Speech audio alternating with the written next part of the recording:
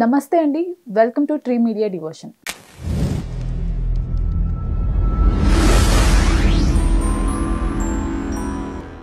మనతో హస్త సాముద్రిక నిపుణులు వైవిఎస్ఎస్ గిరిరావు గారు ఉన్నారు.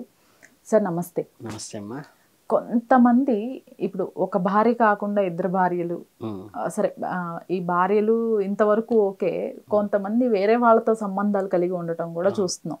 ఇప్పుడు ప్రెసెంట్ సొసైటీలో ఇవి ఎక్కువగా చూస్తున్నాం. పెద్ద పెద్ద సినిమా యాక్టర్స్ దగ్గర నుంచి టీవీలో పెద్ద ఎపిసోడ్ రోజు వచ్చేసి గందరగోళంగా ప్రతి రోజు ఇదే చూస్తున్నాము. అంటే ఈ హస్త సాముద్రికంలో పలానా లైన్ ఇలా ఉంటే వీళ్ళకి ఇలా ఉంటుంది అనేది కూడా తెలుస్తుందా సార్? అంటే మీరు ఆ రూట్లో అయితే చెప్పలేం, కానీ దానికి ఏంటంటే ఇప్పుడు ఈ రేఖ ఉంది కదమ్మా, హృదయ రేఖ అంటారు కదా.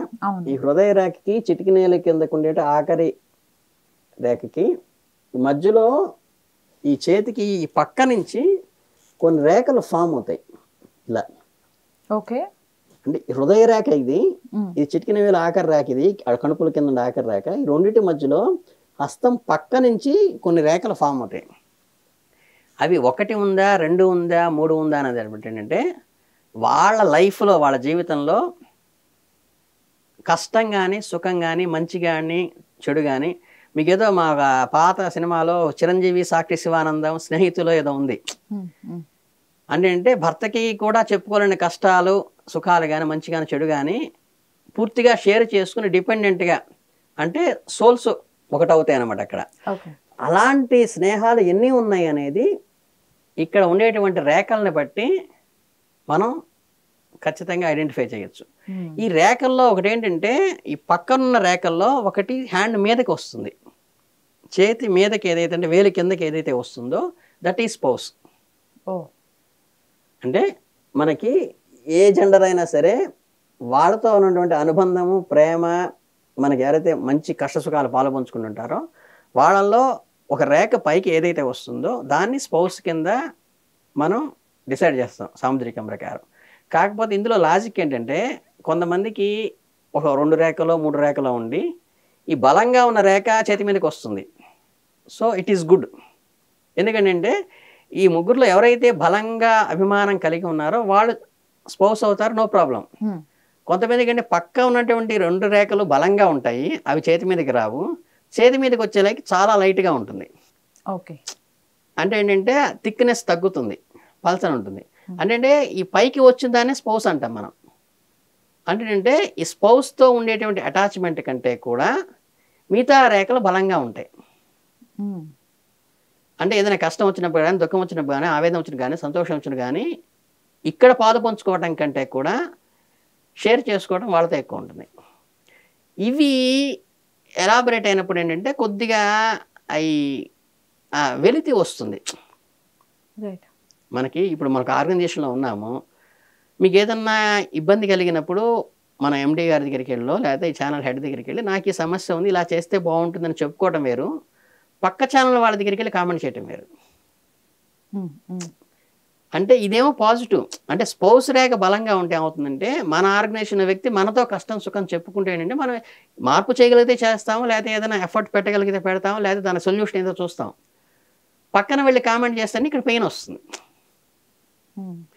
అది అక్కడ క్రియేట్ అవ్వటం వల్ల ఏంటంటే, ఇప్పుడు ప్రతి వాళ్ళకి మంచి కానీ చెడు కానీ స్నేహితులు ఉంటారు, ఆపోజిట్ జెండర్ ఉండొచ్చు, తన వాళ్ళు ఉండొచ్చు, ఎవరైనా ఉండొచ్చు. అయినప్పటికీ కూడా తను జీవితాంతం కష్టమైన సుఖమైన ఎండింగ్ దాకా ఉండి, అంటే తన ఆఖరి మృత్యువు దాకా ఉండి తనతో ఉండేది ఖచ్చితంగా స్పౌస్.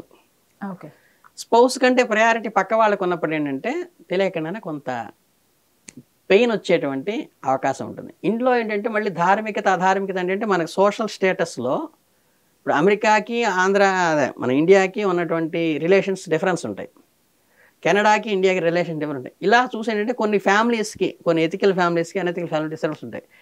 ఈ డిఫరెంట్ అంటే వాళ్ళ ఫ్యామిలీ బ్యాక్గ్రౌండ్లోనే అది వెళుతున్నప్పుడు, గ్యాప్ ఉన్నప్పుడు ఏంటంటే అవి మీరు చెప్పినట్టుగా ఏంటంటే ఇప్పుడు మీరు పెద్ద వైరల్ అవుతున్నటువంటి పెద్ద పెద్ద ఏవైతే ఉన్నాయో మనకి ప్రజెంట్ జనరేషన్లో అలాంటివి అయ్యే అవకాశం ఉంటుంది. అలా కాకుండా ఉంటే ఏంటంటే ఇది కష్ట సుఖాలు షేర్ చేసుకోవటం, మంచి చెడు చెప్పుకోవటము, కష్టం వస్తే దగ్గరికి వెళ్ళి కూర్చుని బాధపడటము, ఒకళ్ళు ఓదార్చుకోవటము, ఓదార్పు కానీ సంతోషం కానీ వాళ్ళ దగ్గర నుంచి పొందటం అనేది ఇట్ ఈజ్ హెల్తీ.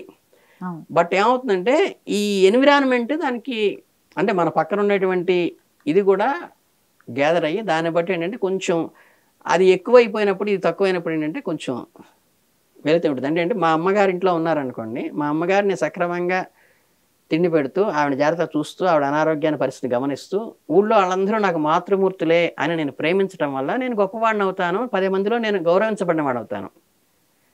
నేను అందరికీ సమాధానం చేస్తూ అనాథ శనాలకి డబ్బులు ఇస్తూ అందరి అమ్మల్ని మా అమ్మలాగా చూస్తూ మా అమ్మనేమో ఇంట్లో తిండి తిప్పలు లేకుండా మార్చేస్తుంటే ఆవిడకి అనారోగ్యం వస్తే హాస్పిటల్ తీసుకెళ్ళకుండా పక్కన పడేస్తే నేను అంత గౌరవప్రదమైన వ్యక్తి కాదు. అంటే మా అమ్మని నేను చూసుకుని ఊళ్ళో వాళ్ళందరినీ అమ్మగా చూస్తే అంటే అది తప్పు లేదు. ఏంటంటే వాళ్ళందరికీ హెల్ప్ చేస్తే తప్పు లేదు, కానీ ఉన్న ఏదైతే బేస్ ఉందో బేస్ వదిలేయడం అనేది ఇట్ ఈస్ ఆ డీవియేషన్లో వస్తుంది అన్నమాట. ఒక ఆర్గనైజేషన్కి, ఒక ఆఫీస్కి కానీ, ఒక కుటుంబానికి కానీ, ఒక కంపెనీకి కానీ అడ్డ పెట్టుకున్నప్పుడు దానికి కావాల్సినవి మనం నీడ్ అనేది ఏంటంటే మినిమం కర్టసీ అనమాట. ఓకే. అది ఇలాంటివి ఏంటంటే అందుకని ఏంటంటే ఇవి చెప్పేటప్పుడు విన్నాను. ఇప్పుడు దండరేక్కి కనుక వీడు చచ్చిపోతాడని చెప్పినట్టుగా, ఈ 2 గ్యాప్ ఉంటే వాళ్ళు తిరిగిపోతారని చెప్పినట్టుగా, ఇది ఉన్నా కానీ ఏవో వాళ్ళకి ఏదో సంబంధాలు ఉన్నాయి అని చెప్పేసి దీని కారణం ఏంటంటే ఇట్ ఈస్ ఇండికేటింగ్ సంథింగ్. అంతేగాని దాన్ని ఒక రకంగా అలా బ్రాడ్గా చెప్పేసి ఏంటంటే భయపెట్టడం, అది నుంచి నీ కంట్రోల్లోకి వచ్చి నువ్వు వశీకరణ మంత్రం చేసుకుంటే ఏదో నీ భర్త నీ భార్య నీ కంట్రోల్లోకి వచ్చి నీ చెబుతుందిలా ఉంటాడని వాళ్ళ చేత ఈ పూజలు ఆ పూజలు చేయించడం అనేది ఇట్ ఈస్. సార్ అసలు కొంతమందికి లేకుండా ఉంటాయా? లేకుండా ఉంటే ఏంటంటే ఆలస్య వివాహాలు కానీ, లేకపోతే ఏంటంటే ఇది అసలు ఒక్క రేఖ కూడా లేకుండా, సింగిల్ రేఖ కూడా లేకుండా, ఇది కొంతమందికి ఆయుష్ ఇక్కడ వరకే ఉంటుంది. ఈ ఆయుష్ రేఖలో ఏంటంటే మనకి ద్విజత్వం అంటే మీకు ఐడియా ఉందా? సన్యాసాశ్రమం స్వీకరించిన వాడు ఎవరైనా సరే, అంటే మీకు ఐడియా ఉందో లేదో, సన్యాసాశ్రమం స్వీకరించిన వాడు పాత పేరుని కానీ పాత జీవితాన్ని కానీ మీకు గట్టిగా చెప్పాలంటే జీవశ్రాద్ధం అంటారు. అంటే నా యజ్ఞోపయుతాన్ని కూడా నేను తీసేస్తాను, ఇప్పుడు వెంకట సత్యశేషగిరిరావు అని నా పేరును తీసేస్తాను, నా జీవితాన్ని వదిలేస్తాను, నేను బతుకుండగానే ఆ గిరిరావుకి నేను శ్రాద్ధం పెడతాను. పెట్టి నేను సన్యాసాస్త్రం మా గురువు గారు ఇచ్చిన నామంతో పెట్టుకుని ఆ రోజు నుంచి కాషావస్త్రాలు కట్టుకుని ఇంట్లో పిల్లలు ఉన్నా పోయినా భార్య ఉన్నా పోయినా వాళ్ళకి క్రతువులు కానీ ఏమీ పట్టించుకోను నేను, నాకు ఏ సంబంధం లేదు. వాళ్ళు యాజ్ శిష్యులుగా వస్తారు, నా నమస్కారం వేసి వెళ్ళిపోతారు, తండ్రైనా సరే. అలా ఏదైతే ఉంటుందో ఆ పరివ్రాజిక యోగం వచ్చేటప్పుడు కూడా కొంతమంది ఇక్కడ నుంచి ఇది ఉండదు, ఇక్కడ ఒక్క రేఖ కూడా ఉండదు. అంటే బ్రహ్మచారి నుంచి డైరెక్ట్ గృహస్థాశ్రమం వానప్రస్థం లేదు, ఇక్కడ ఒక్క రేఖ కూడా ఉండదు, ఇక్కడ జీవన రేఖ ఇక్కడ కట్ అయిపోతుంటే చనిపోతాడని కాదు, ఆయన సన్యాసిగా వేసుకుని ప్రచారం చేస్తూ వెళ్ళిపోతాడు. అంటే ఆయన ఫిజికల్ లైఫ్ ఉండదు ఇక్కడ, ఓన్లీ స్పిరిచువల్ భగవంతుడి ఆదేశంతో బతుకుతుంటాడు అంతే ఆయన. అలాంటి వాళ్ళకి ఇక్కడ ఒక్క రేఖ కూడా ఉండకుండా ఇది కట్ అయిపోతే వాడు పరివ్రాజిక యోగం ఉందని చెప్పడానికి వీలవుతుంది. Thank you. చాలా సంతోషం.